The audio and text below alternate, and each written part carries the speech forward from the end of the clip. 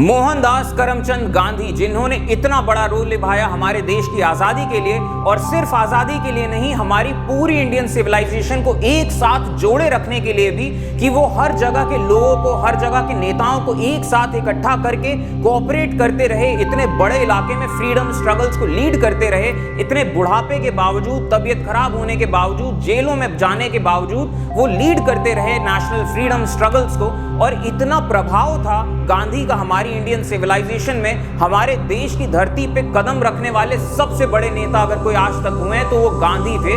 और सुभाष चंद्र बोस ने उन्हें ये टाइटल दिया था कि आपका इतना प्रभाव है, चाहे अमीर हो, गरीब हो, औरतें हो, बच्चे हो, किसी भी इलाके के लोग हों, किसी भी भाषा बोलते हो, लेकिन इंडियन सिविलाइजेशन में इतना बड़ा प्रभाव हो चुका है आपका कि आपको फादर ऑफ द नेशन कहा जा सकता है। लेकिन फिर भी ऐसा क्यों है कि उस जमाने में भी गांधी को बहुत सारे लोग पसंद नहीं करते थे, गांधी के खिलाफ उल्टी सीधी बातें बोलते थे। गांधी को मारा था किसी ब्रिटिशर ने नहीं, गांधी को एक हिंदुस्तानी नहीं मारा था। और आज के टाइम पे भी बहुत सारे लोग गांधी के बारे में उल्टी सीधी अफवाहें फैलाते रहते हैं। तो ऐसा क्यों है कि इतना सब कुछ करने के बावजूद गांधी को कई सारे लोग बिल्कुल पसंद नहीं करते हैं? इनकी वजहें क्या हैं? तो ये लोग बताते तो बहुत सारी हैं कि ऐसा कर दिया, वैसा कर दिया। जितना इतिहास मैंने पढ़ा और जितनी दुनिया मैं जानता हूं, तो मैं कुछ एनालिसिस बताता हूं कि क्यों ऐसा है कि कुछ लोग गांधी को पसंद नहीं करते हैं। पहली वजह ये थी पॉलिटिकल राइवलरी। गांधी थे इंडियन नेशनल कांग्रेस के लीडर, लेकिन उन्होंने सारे मास मूवमेंट जो लीड किए वो इंडियन नेशनल कांग्रेस के अंडर किए। जितने भी चुनाव लड़े गए वो इंडियन नेशनल कांग्रेस में गांधी के नाम पे लड़े गए। तो गांधी का इतना बड़ा रोल था इंडियन नेशनल कांग्रेस में। और इसका ये भी मतलब होता है कि जब अंग्रेज चले जाएंगे और आजाद हिंदुस्तान होगा तो वो इंडियन नेशनल कांग्रेस के हाथ में होगा कि कैसा हिंदुस्तान हम बनाना चाहते हैं। और वैसा हिंदुस्तान उन्होंने बनाया भी। ऐसा हिंदुस्तान जहां पे सब बराबर होंगे, चाहे अमीर हो, गरीब हो, चाहे अपर क्लास का हो, लोअर क्लास का हो, चाहे आदमी हो, चाहे औरत हो, सब बराबर हैं। संविधान है, अदालतों का सिस्टम है। यहाँ पे समाज से काम नहीं चलेगा, समाज के नियमों से काम नहीं चलेगा, कानून का राज होगा। तो वो हिंदुस्तान जो बनाया गया इंडियन नेशनल कांग्रेस के अंडर, ये सब चीजें पसंद नहीं आ रही थी उन लोगों को जो कि दूसरी पॉलिटिकल पार्टीज के थे, क्योंकि वो पॉलिटिकल पार्टीज के लोगों को उस टाइम पे भी वोट नहीं मिलते थे, वो चुनाव नहीं जीत पाते थे। और आजाद हिंदुस्तान जो बना वो इस तरीके का हिंदुस्तान इन लोगों को बिल्कुल पसंद नहीं आ रहा था। और ये हिंदुस्तान जैसा बनाना चाह रहे थे वैसा हिंदुस्तान बन नहीं पाया। तो पहली बात है पॉलिटिकल राइवलरी, कि गांधी जैसे भी रहे हों वो दूसरी पार्टी के थे, और उनके ताकतवर होना या उनका प्रभावशाली होने का मतलब ये है कि हमारी पार्टी जो है वो हारती जाएगी। जो दूसरी वजह कि गांधी ने जब अंग्रेजों से लड़ाई करते करते जब गांधी ने हिंदुस्तान के समाज को बदलना शुरू किया तो गांधी लोगों की नजरों में और ज्यादा खटकने लग गए। कि गांधी ने जब ये करना शुरू किया कि हमें हिंदुस्तान के को एज अ समाज खुद बदलाव करने हैं, कि जो अपर क्लास हैं इन्होंने बहुत अत्याचार किए हैं लोअर क्लासेस पे, तो लोअर क्लासेस के लोगों को भी हमें बराबरी का दर्जा देना है, छुआछूत खत्म करना है, हमें सबको हक अधिकार देने हैं, सबको वोट देने का अधिकार देना है, हमें वैसा समाज बनाना है कि सब लोग पढ़े लिख सकें, सब लोग आगे बढ़ सकें। तो ये वाला समाज जो गांधी बनाना चाह रहे थे ये बिल्कुल पसंद नहीं आ रहा था उन लोगों को जो दुनिया को इस तरीके से देखते हैं कि नहीं, दुनिया ऐसी ही है कि कुछ लोग अपर क्लास हैं जो हम बेटर हैं, सुपीरियर हैं, और जो लोअर क्लासेस के लोग हैं इन्हें हमेशा खेतों में इसी तरीके से मेहनत करनी चाहिए, इनके बच्चों को भी पढ़ाई लिखाई नहीं करनी चाहिए, अगर इनके बच्चे पढ़े लिख लेंगे तो हमारे बच्चे क्या घास छीलेंगे। तो ये वाली जो सोच थी उन लोगों को ही गांधी के सब काम पसंद नहीं आ रहे थे। और गांधी ने जब ये करना शुरू किया कि छुआछूत खत्म किया जाएगा, और गांधी ने जब अंबेडकर साहब के साथ ये पैक्ट किया, पूना पैक्ट, कि अंबेडकर साहब से वादा किया उन्होंने कि आजाद हिंदुस्तान में इन दलित लोगों को प्रॉपर पूरा रिप्रेजेंटेशन मिलेगा, इनको रिजर्वेशन दिया जाएगा, पढ़ाई में भी, नौकरी में भी।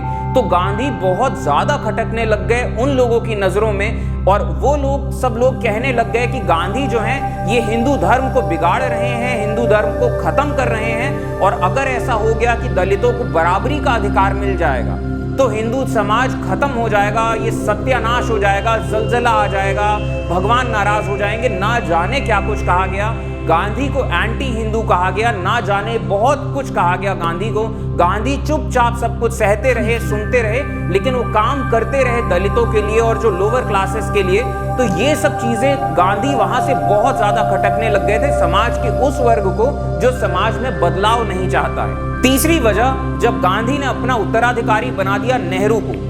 नेहरू प्रॉपर लेफ्ट लीनिंग वाले ख्याल के आदमी थे और नेहरू को अपना उत्तराधिकारी बना देना, इसका यह मतलब होता है कि आगे का भविष्य का हिंदुस्तान सच में वैसा होगा कि एक संविधान का राज होगा और वहां पे सब लोग बराबर होंगे, चाहे वो कितना भी नीचे दलित हो उसको भी वोट देने का अधिकार मिलेगा, इनको रिजर्वेशन मिलेगा, ऐसा होगा, औरतों को भी घर से बाहर निकलने का मौका मिलेगा।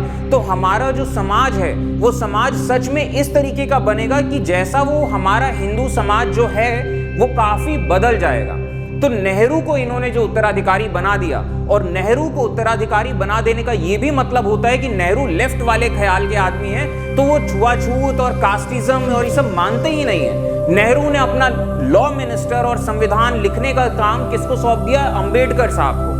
अंबेडकर साहब जो कि उन लोगों की नजरों में अछूत थे, एक अछूत जिसको पानी पीने का हक नहीं है हमारे जगहों से, एक अछूत जिसको हम अपने पास नहीं आने देते हैं, उस अछूत ने हिंदुस्तान का संविधान लिखा है। मतलब सोचिए, उन लोगों की नजरों से अगर आप देखें तो कितना सत्यानाश वाली बात है कि हिंदुस्तान का संविधान किसने लिखा है? एक अछूत ने लिखा है। तो ये चीज, ये जो गांधी ने नेहरू को एम्पावर कर दिया और नेहरू के चलते अंबेडकर और एम्पावर हो गए, तो ये जो सब चीजें हो रही थी ये बहुत नापसंद आ रही थी उन लोगों को जो चाहते थे कि हिंदुस्तान का समाज वैसा ही रहे जैसा हजारों सालों से चलता आया है। इसके ऊपर से नेहरू की भी नाराजगी गांधी के साथ जुड़ जाती है।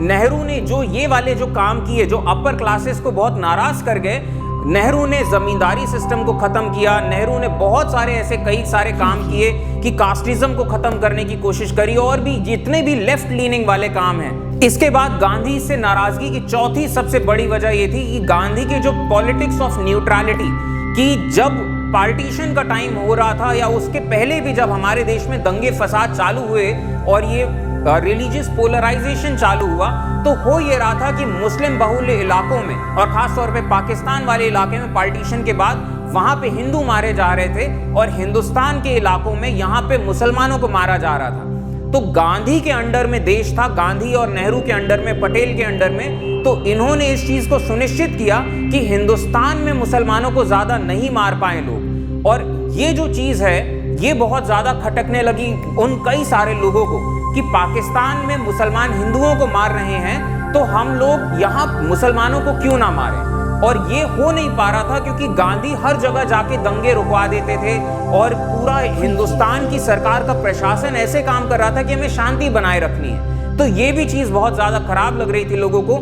नेहरू लोगों की नाराजगी को डायरेक्ट कर दे रहे थे इस तरफ कि अगर आपको इस बारे की नाराजगी है कि पाकिस्तान के मुसलमान वहां के हिंदुओं को मार रहे हैं, आपको गुस्सा आ रहा है, तो आप हिंदुस्तान की सेना ज्वाइन करिए, हम आक्रमण करते हैं पाकिस्तान पे, आप इंडियन आर्मी ज्वाइन करिए, आप पूरा बदला लीजिए पाकिस्तान के मुसलमानों से, आप हिंदुस्तान के मुसलमानों को क्यों मारना चाहते हैं। तो ये जो एक थिंकिंग फिलॉसफी थी गांधी की, नेहरू की, ये भी बहुत ज्यादा खराब लगती थी कई सारे लोगों को। तो ये जो 3-4 बेसिक वजहें हैं, ये वजहें सबसे ज्यादा खटकती थी लोगों की नजरों में गांधी की। और ये वजहें देखा जाए, सच बात बताऊं, ये वो वजहें हैं कि लोग गिनाना पसंद नहीं करते हैं, लोग ये बताना पसंद नहीं करते हैं। तो इन वजहों को गिनाने के बजाय वो कुछ और वजहें निकाल लेते हैं, वो भगत सिंह की नाराजगी बोलने लग, कुछ भी बोलने लग जाते हैं। लेकिन बेसिक सच्चाई ये है कि ये वो चीजें हैं जिसकी वजह से गांधी को कई सारे लोग ना उस जमाने पसंद करते थे ना आज के टाइम में। और यही वजह है कि गांधी को मारा भी एक हिंदुस्तानी ने, और इतने टाइम बाद भी आज भी कई बार गांधी की मूर्तियां तोड़ी जाती हैं, गांधी के खिलाफ अफवाहें निकाली जाती हैं और ये सब चलता रहता है।